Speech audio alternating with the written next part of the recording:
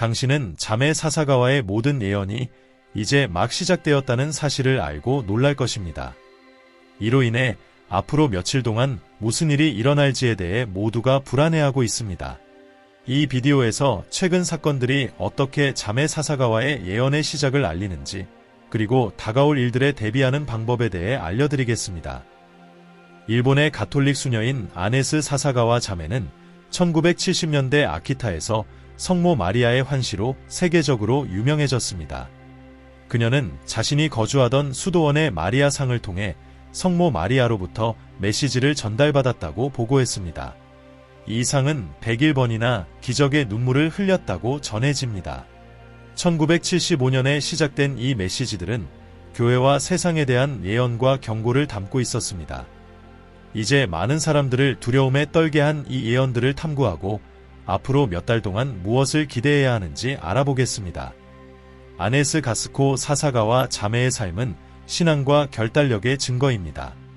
1931년 5월 28일 일본에서 태어난 그녀의 어린 시절은 도전으로 가득했습니다.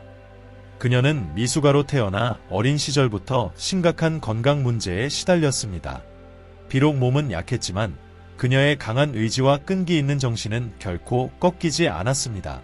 19세 때 맹장 수술 중 의료과실로 인해 중추 신경계 마비를 겪으며 그녀의 인생은 급격한 전환점을 맞이했습니다. 그녀는 16년 동안 불구의 상태로 지내며 여러 번의 입원과 수술을 겪었습니다. 그러나 그녀의 이야기는 한 헌신적인 간호사를 만나면서 전환점을 맞이했습니다. 그 간호사의 세심한 보살핌과 깊은 신앙은 그녀의 회복을 도왔을 뿐만 아니라 그녀를 기독교로 이끌어 새로운 영적 여정을 시작하게 했습니다. 신앙이 새로워진 아네스 자매는 하느님께 자신의 삶을 바치기로 결심했습니다. 그녀의 건강을 염려하는 부모님의 걱정에도 불구하고 그녀는 1969년 나가사키의 성모 무염시테 성심회에 입회했습니다. 1973년 아네스 자매는 갑자기 청력을 잃는 새로운 도전에 직면하게 되었습니다. 진단 결과는 돌이킬 수 없는 청력 손실이었지만 그녀는 좌절하지 않고 계속 소통하기 위해 독순술을 배우며 인내했습니다. 1974년 아침 성체 조배 중 초자연적인 일이 일어났습니다. 천사가 그녀에게 8월과 10월 사이에 청력이 일시적으로 회복될 것이라고 약속했으며 기적적으로도 그렇게 되었으나 단 5개월 동안만 회복되었습니다. 또 다른 중요한 순간은 1982년 성모 영보 대축일 때 발생했습니다. 천사가 다시 나타나 새로운 메시지를 전하며 이번에는 청력의 완전한 회복을 예고했고 성모 마리아의 중재로 그 예언은 또 한 번 이루어졌습니다. 사사가와 자매의 여정은 1973년 성당 감실에서 빛의 신비와 조우하면서 시작된 성모 마리아의 발현과 같은 초자연적인 사건들로 가득 차 있었습니다. 그녀는 또한 손과 마리아상에서 피가 흐르는 성은을 경험했으며 악의 공격을 받았다는 영적 전쟁의 고통을 겪기도 했습니다. 이 모든 사건은 그녀의 사명을 방해하려는 시도로 해석되었습니다.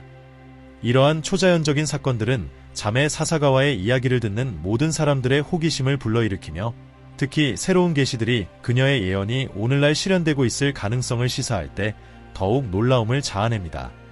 1973년 9월 29일 저녁 기도 중에 이전에도 여러 신호를 보였던 성모 마리아 상이 풍부하게 땀을 흘리기 시작했습니다. 이 현상은 단순한 땀이 아니라 기름지고 향기로운 천상의 향을 풍기는 신비로운 물질이었으며 이를 목격한 사람들은 큰 충격과 경탄을 금치 못했습니다. 그러나 가장 감동적인 기적 중 하나는 1975년 1월 4일에 일어났습니다. 그날 나무로 만들어진 이 성모 마리아상이 진짜 눈물을 흘렸고 이 눈물은 인간의 눈물로 과학적 분석을 통해 확인되었습니다. 게다가 1983년 10월 15일 아키타의 성모님 기적은 뇌암 말기로 식물인간 상태에 있던 한국인 테레사 춘 씨의 삶과 기적적으로 연결되었습니다. 자매 사사가와가 거주하던 수도원에서 이루어진 중재기도 후 테레사는 의학적으로 설명할 수 없는 회복을 이루었고 이는 치료 전후의 의료검사를 통해 기적임이 입증되었습니다. 1973년에 자매 사사가와와 성모 마리아 사이에서 이루어진 만남은 놀라운 징조와 기적으로 가득 차 있었으며 이는 수녀의 신앙을 강화시켰을 뿐만 아니라 전 세계 가톨릭 신자들의 마음을 깊이 울렸습니다. 이제 우리는 아키타의 한 작은 예배당에서 전달된 이 중요한 세 가지 메시지의 연대기를 탐구할 것입니다. 이곳은 일상과 신성이 만나는 신비로운 장소로 변모했습니다. 모든 것은 1973년 7월 6일에 시작되었습니다. 그날은 평범한 날처럼 보였지만 자매 사사가와가 예배당에서 기도하는 동안 매우 특별한 일이 벌어졌습니다. 성모 마리아상이 자리한 이곳의 분위기가 달라지기 시작했으며 한 그루의 카츠라 나무에서 깎아낸 성모 마리아상이 신비한 빛을 발하기 시작했습니다. 이 빛은 단순한 시각적 현상이 아니라 일련의 신성한 소통이 있을 것임을 예고하는 것이었습니다. 첫 번째 만남에서 성모님은 자매 사사가와의 성은과 청력을 상실한 상태를 인정하셨으며 이는 더 큰 영적 부름의 신호로 해석되었습니다. 주요 메시지는 명확했습니다.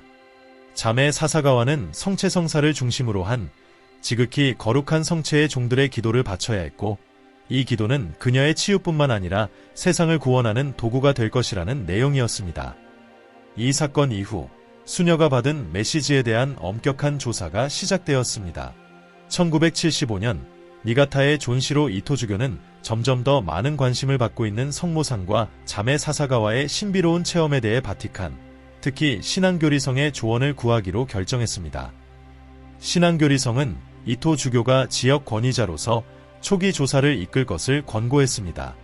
1976년 이 사건을 조사하기 위한 위원회가 구성되었지만 결론에 이르지 못해 많은 질문이 남아 있었습니다.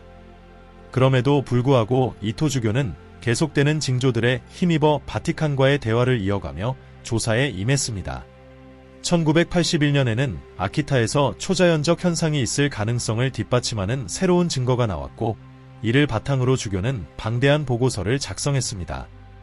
그러나 신앙교리성은 새로운 조사를 정당화할 만큼 충분한 증거가 없다고 판단했습니다. 이토 주교의 끈기는 1982년에 그를 계속해서 답을 찾도록 이끌었습니다.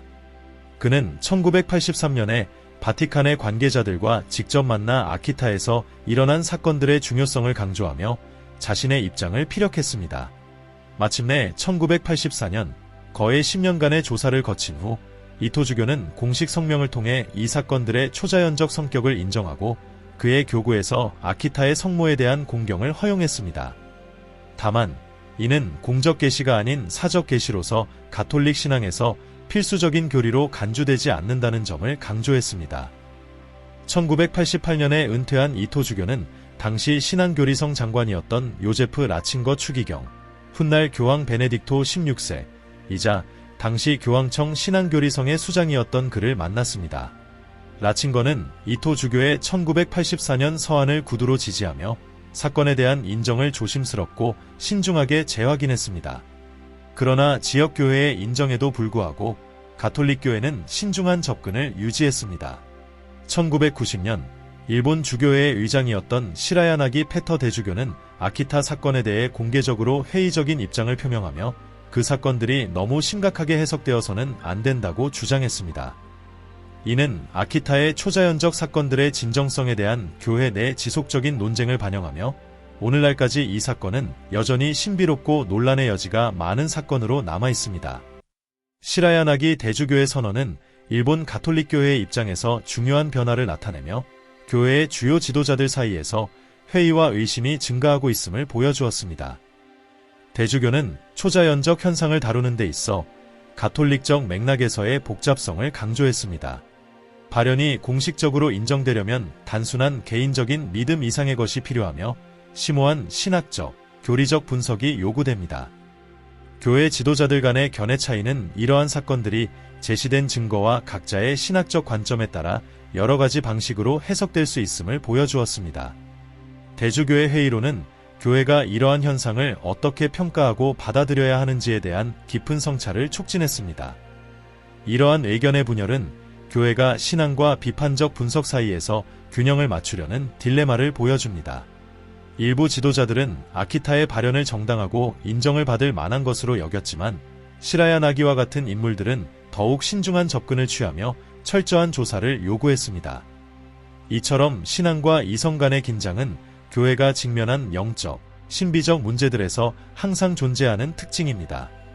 교황청은 아키타 발현에 대해 최종 판결을 내리지 않았으며 이 사건을 불확실한 영역에 두었습니다. 공식적인 입장이 없는 상태에서 이 사건은 가톨릭 교리 내에서 확정되거나 부정되지 않은 상태로 남아 있습니다. 그러나 사건 당시 니가타 교구를 이끌었던 이토존 쇼지로 주교는 아키타에서 일어난 발현을 지역적으로 승인하는 중요한 결정을 내렸습니다. 이 승인에는 지역적 의미가 있으며 비록 바티칸의 보편적 승인을 받지는 못했지만 니가타 교구의 신자들에게는 아키타의 메시지를 신앙생활에 통합할 수 있는 길을 열어주었습니다. 이 결정은 철회된 적이 없으며 교회법에 따라 여전히 유효합니다. 성모 마리아가 자매 사사가와를 통해 전달한 메시지들은 묵주의 기도와 속죄 행위의 중요성을 강조했습니다. 첫 번째 메시지는 이러한 실천들이 세상의 죄악을 줄이는데 기여할 수 있음을 시사했습니다. 8월 3일에 받은 두 번째 메시지에서는 성모 마리아가 인류의 죄로 인해 하느님께 큰 고통을 안겨드린다는 슬픔을 표현하며 사람들에게 그리스도를 위로하고 하느님의 분노를 가라앉히기 위해 기도할 것을 요청했습니다. 경고는 매우 엄중했습니다. 인류가 회개하지 않으면 큰 재앙이 의인과 죄인을 모두 강타할 것이라는 것이었습니다. 자매 사사가와는 이러한 경고를 자신의 상급자에게 전달하라는 지시를 받았으며 이는 앞으로 다가올 사건들의 심각성을 강조하고 교회 내부에 악이 침투할 것이라는 예언과 신앙의 위기를 경고한 것이었습니다. 1973년 10월 13일 파티마의 태양의 기적과 일치하는 이날 성모 마리아는 자매 사사가와에게 마지막이자 가장 어두운 메시지를 전달했습니다. 그녀는 하늘에서 불이 내리고 대홍수보다도 더욱 파괴적인 벌이 내릴 것이라고 예언하며 살아남은 자들이 차라리 죽지 않았으면 좋았을 것이라 느끼게 될 것이라고 묘사했습니다. 그러나 성모는 해결책도 제시했습니다. 다가올 끔찍한 심판을 견디기 위한 유일한 수단은 묵주기도와 그리스도가 남긴 표식이라는 것이었습니다. 성모는 다시 한번 기도의 중요성을 강조하며 교황과 주교들 그리고 사제들을 위한 중재 기도를 요청했습니다. 아키타에서 일어난 영적 사건들이 전 세계에 충격을 준 지 40년이 넘는 시간이 지난 2019년 자매 아네스 사사가와는 다시 한번 국제적인 주목을 받게 되었습니다. 수년간 조용한 삶을 살던 그녀는 당시의 글로벌 위기와 영적 긴급함과 공명하는 새로운 메시지를 받았습니다. 어느 10월 아침 수년 동안 그녀와 소통하지 않던 수호천사가 다시 나타나 긴급한 메시지를 전했습니다. 그 메시지는 단순했지만 깊은 의미를 담고 있었습니다. 재의 수의를 입고 매일 속죄의 묵주기도를 바치십시오. 아이처럼 순수하게 매일 희생을 바치십시오. 이 메시지가 매사추세츠의 한 가톨릭 라디오 방송을 통해 공개되었을 때 이는 가톨릭 신자들뿐만 아니라 종교 공동체 외부에서도 큰 반향을 불러일으켰습니다. 많은 사람들은 끊임없는 회개와 겸손의 필요성을 상기하며 이 메시지에 주목했습니다. 재의 수혜를 입으라는 말은 성경에서 죄에 대한 회개와 슬픔을 상징하며 아이처럼 되라는 요청은 천국에 들어가기 위한 순수함과 겸손에 대한 그리스도의 가르침을 떠올리게 했습니다. 2019년의 이 계시는 팬데믹, 국제분쟁, 중동 지역의 긴장과 같은 최근의 글로벌 사건들을 비추어 볼 때 몇십 년 전에 전해진 메시지의 긴박성을 다시 한번 상기시켰습니다. 묵주기도와 단순한 마음이 현대의 도전들을 극복하는 강력한 영적 무기로 제시되었으며 신앙심과 중재의 중요성을 다시금 확인하는 계기가 되었습니다.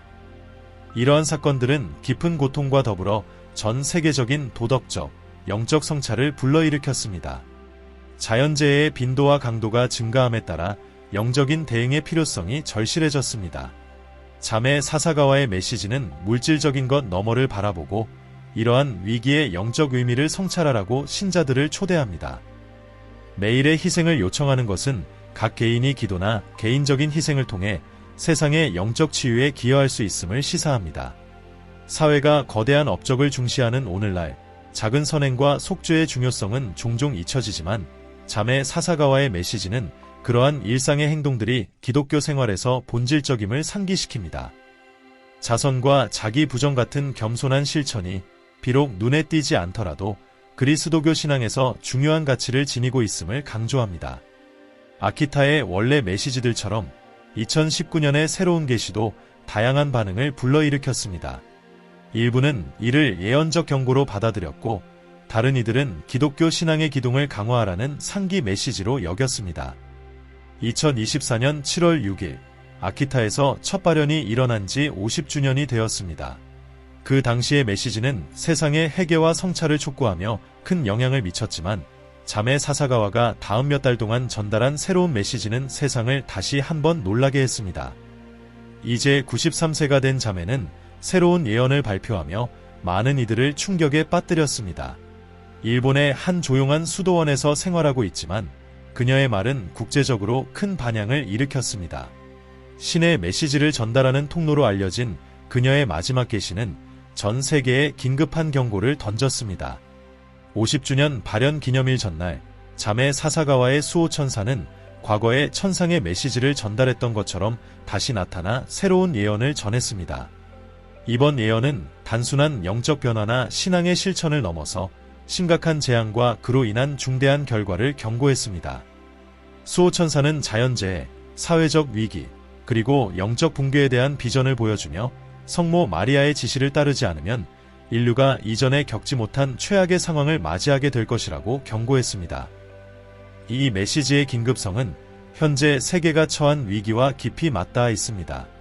계시에 따르면 지금 사람들이 기도와 행동을 통해 내리는 선택이 이 재앙들을 막을 수 있을지 아니면 인류의 영적 이탈을 바로잡기 위한 신의 반응이 촉발될지를 결정하게 됩니다. 자메 사사가와는 기후 변화로 인한 극단적인 현상, 정치적 위기가 예상치 못한 분쟁으로 확대되는 상황, 그리고 인간관계의 약화를 경고했습니다. 앞으로 몇 달 동안 이 예언에 따르면 인류는 고통스러운 대가를 치르게 될 것인지 아니면 회개에 응답하여 영적 부흥을 경험할 것인지 두 가지 중 하나를 깨닫게 될 것입니다. 이 새로운 예언에 대한 반응은 다양했습니다. 회의론자들은 이를 현대세계에서 구시대적이라고 여기는 묵시적 열정의 또 다른 예로 보았지만 많은 신자들과 영적 지도자들은 자메 사사가와의 부름에 응답하여 묵주 기도와 철야 기도를 주도했습니다.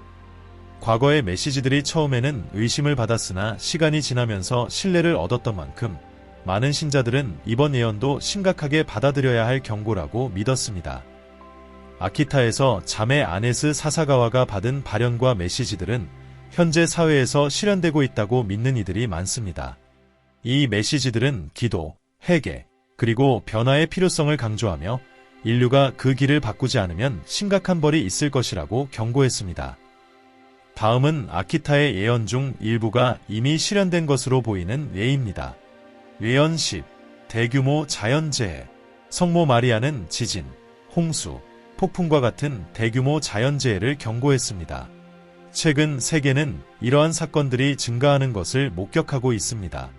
아이티와 터키에서의 지진, 카리브해와 미국의 허리케인, 호주, 아마존, 캘리포니아의 산불, 그리고 유럽, 브라질, 아시아의 홍수는 이 경고를 확인시켜주는 듯합니다. 이 재해들은 수많은 인명피해와 재산 손실을 초래했고 환경에도 심각한 영향을 미치며 재앙에 대한 예언이 현실화되고 있음을 보여줍니다. 예언 9. 질병과 전염병. 성모 마리아는 빠르게 확산되어 큰 고통을 초래할 질병의 도래를 예언했습니다.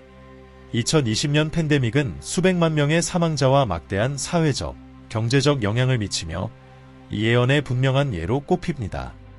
또한 원숭이두창과 같은 새로운 질병의 등장과 항생제 내성 증가 역시 인류를 괴롭힐 전염병에 대한 경고를 반영합니다.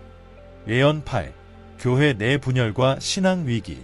성모 마리아의 메시지는 교회 내부의 갈등, 신앙의 상실, 그리고 교회의 구조를 뒤흔드는 분열을 경고했습니다. 가톨릭 교회뿐만 아니라 다른 기독교 종파들도 도덕적, 교리적 문제와 종교 지도자들과 관련된 스캔들로 인해 위기를 겪고 있습니다. 이러한 문제들은 많은 신자들을 교회로부터 멀어지게 만들었으며 여러 지역에서 신앙 위기가 나타나고 있습니다. 예언 7. 신앙과 도덕적 가치의 상실.